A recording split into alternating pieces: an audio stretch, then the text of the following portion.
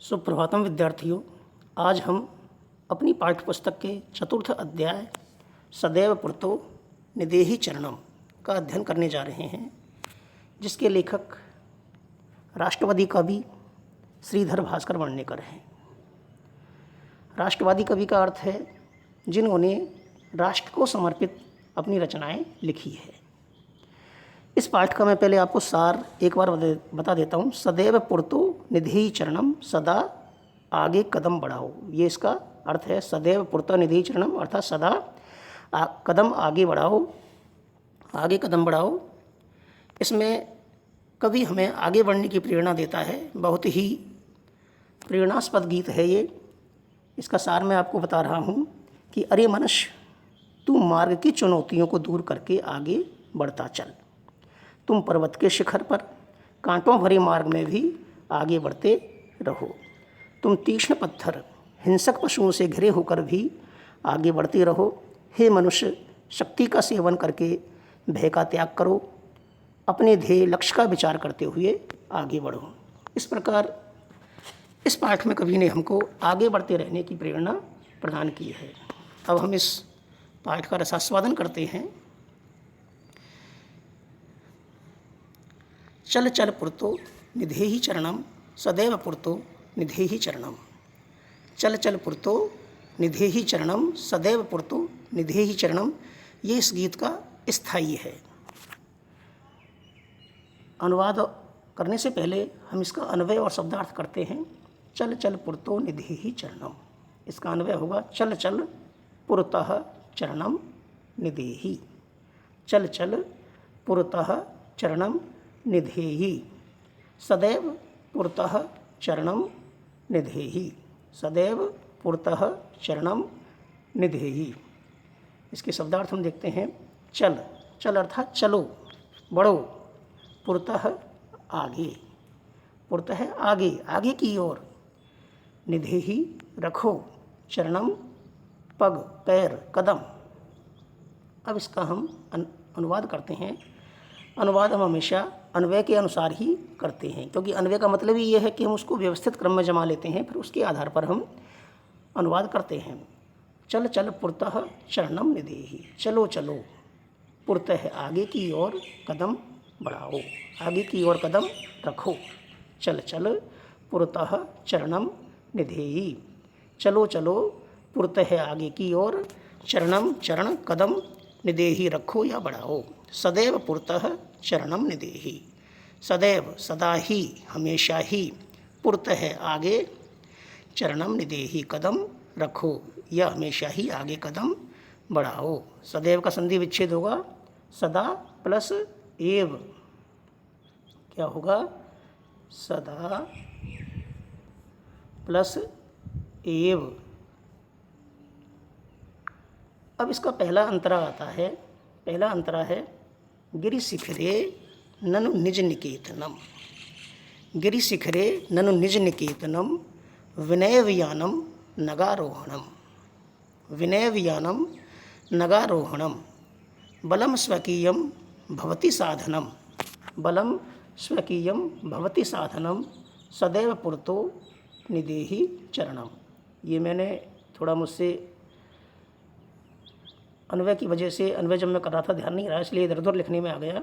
लेकिन आपकी पाठ्य पुस्तक आपके पास है, आप उसमें देख सकते हैं। और मैं जैसे बोल रहा हूँ वैसे ही आपको इसको करना है। साधन मैंने पहले लिख दिया, जबकि बाद में आना चाहिए था ले के हिसाब से। वैसे हम जानते हैं कि संस्कृत में क्रम का कोई ध्यान नहीं रखा जाता है। गिरि शिखरेनु निज निकेतनम, विनय वियानम नगारोहणम, बलम स्वकीयम भवति साधनम, सदैव पुरतो निधेहि चरणम। अब हम इसका अन्वय करते हैं। ननु निज निकेतनम, ननु निज निकेतनम गिरि शिखरे अस्ति। देखिए, अन्वय जब हम करते हैं तो वाक्य को पूरा करने के लिए हम अपनी तरफ से भी कुछ शब्द जोड़ देते हैं। तो जो कोष्ठक में शब्द लिखे रहते हैं, इनका मतलब ये है कि ये मूल पाठ में नहीं है, इनको हमने अपनी तरफ से जोड़ा है वाक्य पूरा करने के लिए। अतः यानम विना एव नगारोहणम कुरु, स्वकीयम बलम साधनम भवति, सदैव पुरतः चरणम निधेयी। अब हम इसका अनुवाद करते हैं अन्वय के अनुसार। ननु निज निकेतनम, पहले शब्दार्थ और देख लेते हैं। ननु अर्थात निश्चय ही, निश्चय से, श्योरली। निकेतनम, निकेतन सदन या घर। निज अपना, स्वयं का। यानम यान सवारी। विनैव बिना ही, विना प्लस एव संधि विच्छेद यदि हम करेंगे विनैव का तो क्या होगा, विना धन एव, विनैव बिना ही। स्वकीयम अपना, स्वयं का।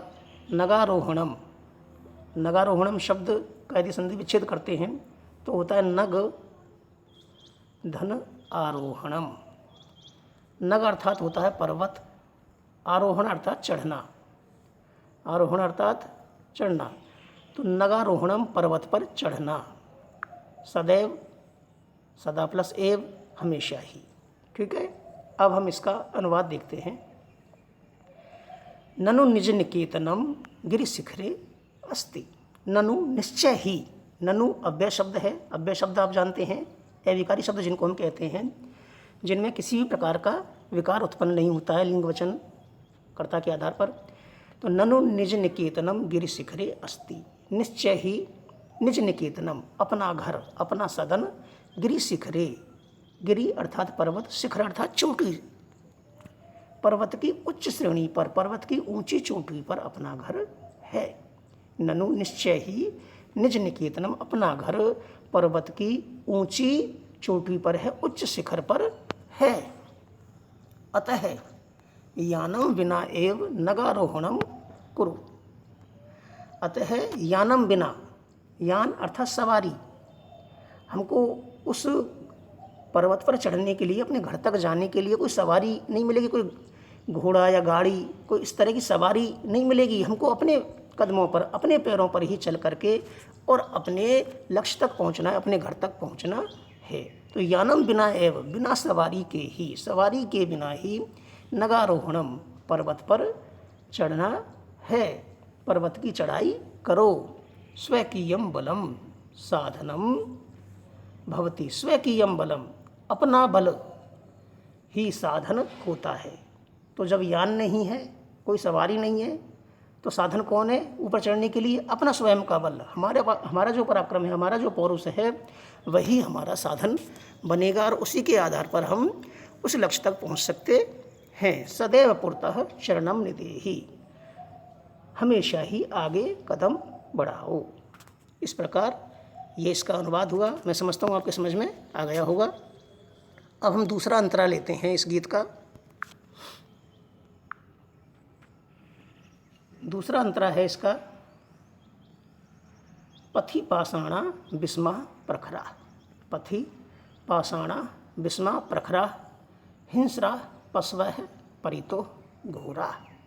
हिंस्रा पशवः परितो घोरा। सुदुष्करम, सुदुष्करम खलु यद्यपि गमनम। सुदुष्करम खलु यद्यपि गमनम, सदैव पुरतः निदेहि चरणम। सदैव पुरतः निदेहि चरणम। पहले हम इसका अन्वय करते हैं।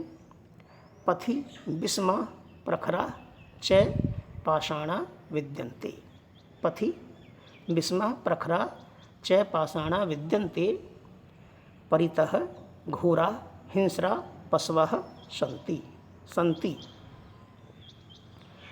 यद्यपि गमनम, यद्यपि गमनम खलु सुदुष्करम अस्ति, तथापि सदैव पुरतः चरणम निदेहि। अब इसके शब्दार्थ हम देखते हैं। पथि, पथि अर्थात पथ में, मार्ग में, रास्ते में। पथि सप्तमी विभक्ति है, सप्तमी का एक वचन है पथि। पाषाणा पत्थर, पाषाण अर्थात पत्थर, यहाँ बहुवचन में है पाषाणा। पाषाणा पत्थर। विस्मा विषम प्रतिकूल। प्रखरा, प्रखरा तीक्ष्ण नुकीले शार्प। हिंस्रा हिंसक वाइल्ड जंगली। परितः चारों ओर, परितः चारों ओर। घोरा भयानक, भय उत्पन्न करने वाले, भयभीत करने वाले ऐसे। खलु निश्चय ही, गमनम गमन, गम धातु से गमन बना है, गम जाना, गमन करना, जाना। यद्यपि हालांकि, यद्यपि का संधि विच्छेद होगा यदि प्लस अपि, यदि प्लस अपि, यद्यपि, हालांकि, फिर भी। सुदुष्करम, सुदुष्करम, अत्यधिक, सुदुष्कर का मतलब होता है अत्यधिक कठिनाई से सिद्ध होने वाला। ऐसा कार्य जो बहुत अधिक कठिनाई से सिद्ध होता है, अर्थात जिसको सिद्ध करने के लिए हमें बहुत अधिक बल की आवश्यकता होती है, बहुत अधिक श्रम की आवश्यकता होती है, उसको कहते हैं सुदुष्कर, अत्यधिक कठिनाई से सिद्ध होने वाला। अब हम इसका अनुवाद करते हैं। पथि पाषाणा विस्मा प्रखरा हिंसा पश्व परितो घोरा सुदुष्करम खलु यद्यपि गमनम सदैव पुरतः निदेहि चरणम। पथि विस्मा अन्वय है इसका। पथि विस्मा प्रखरा च पाषाणा विद्यन्ते। पथि मार्ग में, रास्ते में, विषम और प्रखर नुकीले, विषम ऊबड़ खाबड़ और नुकीले पत्थर हैं। मार्ग जो है वो कैसा है, पथरीला है, नुकीले और विषम, अव्यवस्थित क्रम से जो रखे हुए हैं, ऐसे पत्थरों के द्वारा बना हुआ मार्ग है। तो पथि विषमा प्रखरा पाषाणा विद्यन्ते। रास्ते में विषम और नुकीले पत्थर हैं। परितः घोरा हिंस्रा पशवः सन्ति। परितः चारों ओर भयानक, भयंकर, हिंस्रा पशवः हिंसक पशु, पशवः पशु, सन्ति हैं। परितः घोरा हिंस्रा पशवः सन्ति, चारों ओर घोर, भयानक, भयंकर, हिंसक पशु है। यद्यपि गमनम खलु सुदुष्करम अस्ति। यद्यपि, हालांकि, जाना, गमन करना, उस घर तक पहुंचना, अपने घर तक पहुंचना, पर्वत के शिखर तक पहुंचना, सुदुष्करम, बहुत अत्यधिक कठिन है। खलु, खलु भी अव्यय शब्द है, खलु का अर्थ भी होता है निश्चय। निश्चय ही सुदुष्करम, बहुत अधिक कठिन है, जिसे बहुत कठिनता से, उसके लिए हमें बहुत श्रम करना पड़ेगा। तथापि, फिर भी, सदैव पुरतः निदेहि चरणम, लेकिन फिर भी हमें कदम आगे बढ़ाना है, आगे बढ़ते ही जाना है। इस प्रकार ये दूसरा श्लोक, या दूसरा अंतरा जो है, इसका हमने अन्वय किया। अब इसके तीसरे अन्वय अंतरे को हम देखते हैं। तीसरा और अंतिम अंतरा है इसका। जही ही भीतिम भज भज शक्तिम। जही ही भीतिम भज भज शक्तिम विधि ही राष्ट्रे तथा अनुरक्तिम। विधि ही राष्ट्रे तथा अनुरक्तिम कुरु कुरु सततम ध्येय स्मरणम। कुरु कुरु सततम ध्येय स्मरणम सदैव पुरतः निदेहि चरणम। सदैव पुरतः निदेहि चरणम। अन्वय करते हैं हम इसका।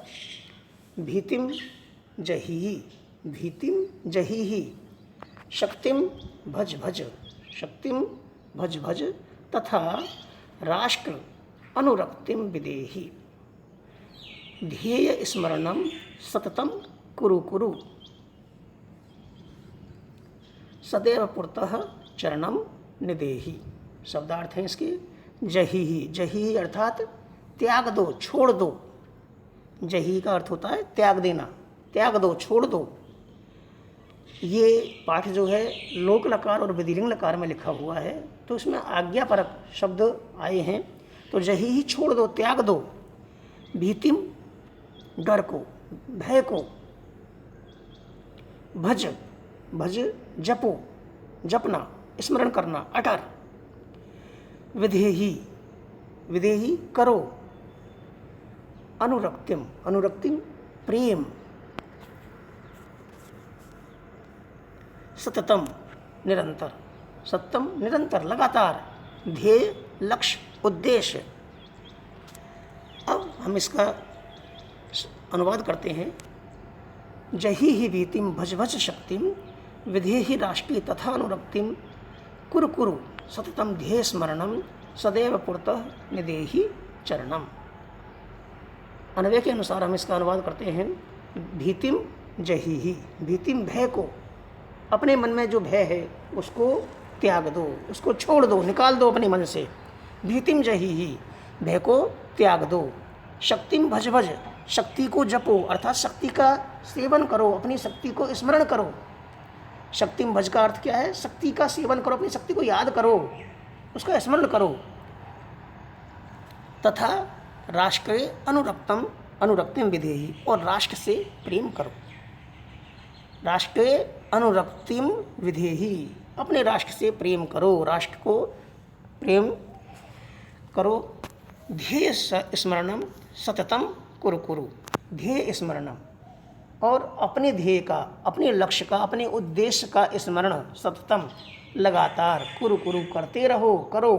कहीं ऐसा ना हो कि हम अपने इन विषम परिस्थितियों को देख करके, ऊबड़ खाबड़ रास्ते को देख करके, पर्वत की दुर्गम चढ़ाई को देख करके और अपने लक्ष्य को ही भूल जाएं और वापस जो है लौट आएं, ऐसा नहीं हो। तो अपने ध्येय को, अपने लक्ष्य को हमेशा स्मरण रखो और सदैव पुरतः शरणम निधेहि, इस प्रकार हमेशा ही आगे की ओर कदम बढ़ाओ।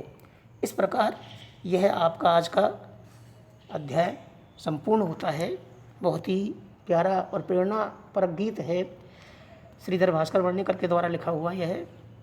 ध्यान से आप इसको पढ़ेंगे भी, इसकी नकल भी करेंगे, शब्दार्थ भी करेंगे और अन्वय शब्दार्थ और अनुवाद भी आपको करना है। हालांकि आप समझते होंगे, आप कहते होंगे कि सर 4 काम आपने एक साथ हमें दे दिए, लेकिन वे क्या करें आप, क्योंकि पाठ छोटा है, ज़्यादा बड़ा पाठ नहीं है। यदि ज़्यादा बड़ा होता तो मैं इसकी 2 अनुवृत्ति कर देता।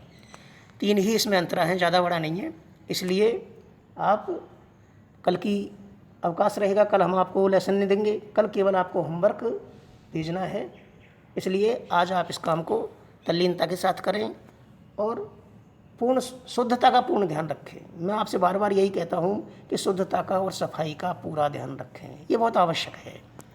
ठीक है, धन्यवाद, खुश रहो, यही मेरी ईश्वर से कामना है।